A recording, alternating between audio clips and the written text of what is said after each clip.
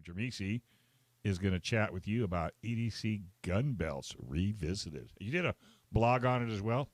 Yeah, I don't know that I'll write the blog on this. I was doing that, and then the ruling happened with the assault rifle ban. So you started getting excited and having a party. Well, I'm thinking it's a little more, it's overshadowed now. So I think there's more important things to write about. But I wanted to talk about this anyway, because I did a blog article in 2020. It was one of the concealed carry lifestyle articles. I think it was number 3 on gun belts. And, you know, gun belts are kind of an important thing when you're going to carry every day. I know Michael had that experience carrying with the Sears belt and then switching over to something else. Yep. Sears? And, well, you know. Wow. And so it's... I'm not a real fancy guy. You know, it's kind of an important thing to do that, or to have a decent belt. And when I wrote about this before, I hadn't discovered one of the ones that I just discovered recently, which is a fantastic belt and company. So I thought I wanted to go back through and just highlight that again, and then talk about the belts I'm using now, because you kind of evolve through these things. And when I started,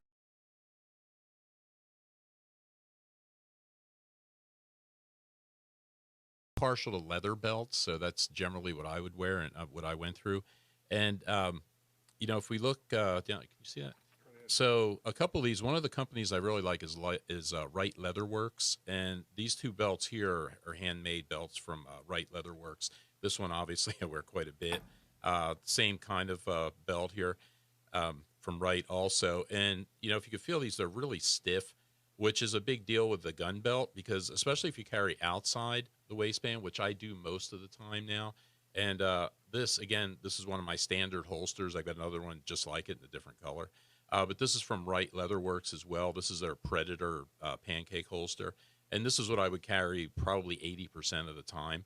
And when you've got when you're carrying outside the waistband so that the belt is going through the loops like that and it's on the outside, you need to have a really nice stiff belt, because if you don't, what happens is with the weight of the gun in here, you feel it just moves. It flips around a little bit, and it doesn't sit right, and you just notice it. If you've got a good belt, a good holster, everything is the way it's supposed to be, you don't even feel the thing that's on there, or you don't even feel the gun. So I did that, and the problem that I have now that I'm finding with the leather belts, if I look down here, you can see it's pretty worn, but I find my weight goes up and down pretty regularly nowadays, and I find myself where the optimal size is between the belt holes on the leather belts.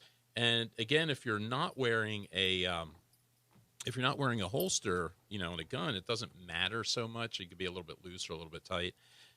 When you're carrying a holster, though, on there with a gun in it, if you go to the loose hole, you feel it. Things flop around. The holster moves around, and it's just not comfortable. So what I discovered, and I actually did a gear review on this a couple of months ago, and the belt company is Core Essentials. And they do a belt here, and you can see this one, and it's a ratcheted kind of belt. So they've got these ratchets on the back, and you could adjust it per click. I think there's like 140, what was it? It's not 140, maybe it was 40 different settings. It's a lot of clicks.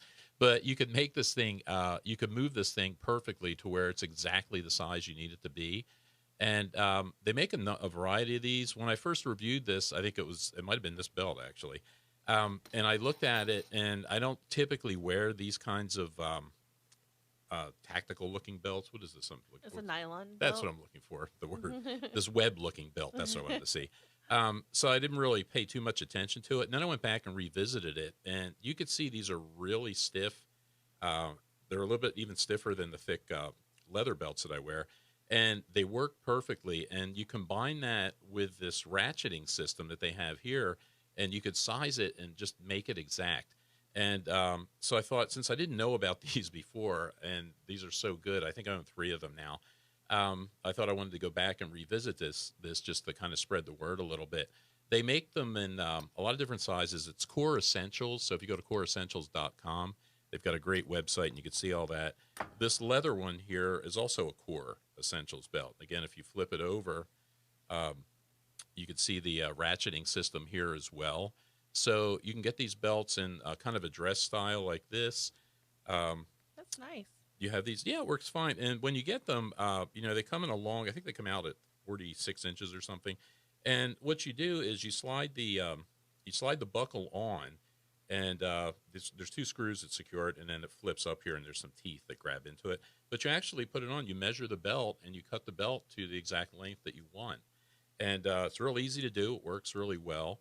But it's nice because they have, again, the leather kind of belts. They've got even thicker leather belts, which I think they call their traditional belt. It looks more like the Right Leatherworks type belt. But again, a variety of belt buckles like this that you can pick. They've got all sorts, so that if you have to, if your dress is more business casual or something like that, they've got belts that'll work with that. I'm wearing jeans most of the time nowadays, so again, I'm more partial to this. But I found, again, the web style belts work great here, and so I wanted to bring that up. There's, like I said, there's great belt companies out there. If your weight doesn't move around like mine does, again, the Right Leatherworks belts are great. Simply Rugged is another one I have belts from. And they also make holsters. This one up here, I think, is a Bigfoot leather belt, which again works really well. Just good overall companies. But I know it's really important if you're going to carry, especially if you carry outside the waistband, because that's how I kind of evolved. I started out inside the waistband, and I started out with a tiny little gun, a Glock 26. And then as you carry more, you quit worrying about printing, and you start worrying more about comfort. And it's like, okay, I migrated up to the outside the waistband. Now, if you're going to be outside the waistband, style comes into it. So you start looking at leather stuff, or at least I did. So that was kind of my migration to it. So like I was saying, about 80% of the time, it's still going to be a leather holster. It's going to be outside the waistband. But it's almost always now a Core Essentials belt. So I wanted to come back and revisit that and bring that back. Let me throw a couple of notes in there, because I went over there and I've got a couple belts as well. And I talked to him about the ratcheting system and how they came up with that, and why do they screw the belt buckle on. And by the way, they've got a plethora of belt buckles, everything from their own core design to every kind of design imaginable. I think you can go to coreessentials.com and look at the belts before you go in. Yeah, just great variety. And on their website, everything's priced out, because you can buy buckles for about $20, I think. You can buy the belt by itself for about $40, or a belt and buckle for about $60. I think it's $59, something like that. And because I had one of these ratchet belts before, because I have that issue with weight.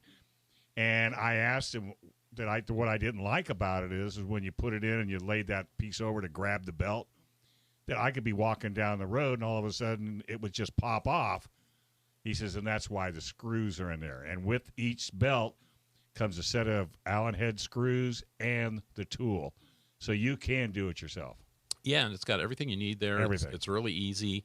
And the belts are nice. The buckles are really stylish. Nice. There's a variety of them, and they work great. They're really comfortable. And getting it to lock and unlock is super simple just by moving the lever up and down. They give you a 1-year unconditional warranty. And they went further for a couple of bucks. I bought the hangers. So now I did too. Clip right up onto the hanger. Aren't they the coolest thing in the world? That hangs on your. They're great. That's right. I forgot to tell you.